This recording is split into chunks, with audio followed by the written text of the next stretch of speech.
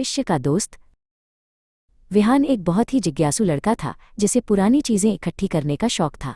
एक दिन अपने घर की पुरानी छत की सफाई करते समय उसे एक अजीब सी चमकती हुई धातु की घड़ी मिली। उस घड़ी पर सामान्य अंकों के बजाय रहस्यमयी निशान बने हुए थे। विहान ने जैसे ही उसके बीच का बटन दबाया, घड़ी तेज कंपन के साथ चमकने लगी।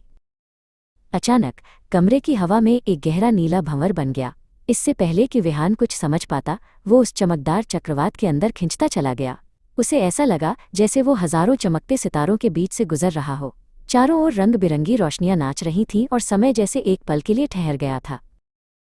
जब विहान की आंखें खुली तो वो एक ऐसी जगह पर था जो उसने कभी सपने में भी नहीं देखी थी। वहां की इमारतें कांच की बनी थीं और बादलों से भी ऊंची थीं।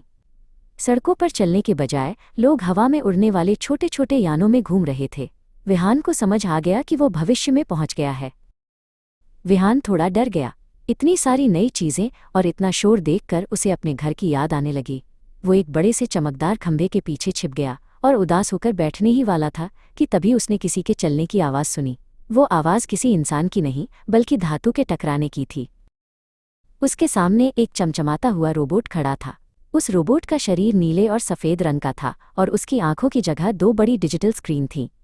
नमस्ते, मेरा नाम Z4 है, रोबोट ने बड़े ही नरम लहजे में कहा। तुम यहाँ काफ़ी परेशान लग रहे हो, क्या मैं तुम्हारी मदद कर सकता हूँ?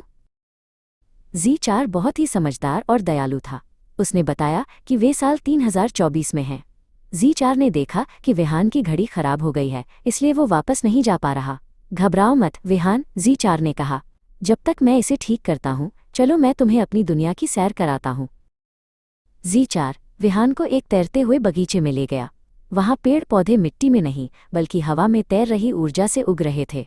फूलों से खुशबू के साथ साथ हल्का संगीत भी निकल रहा था।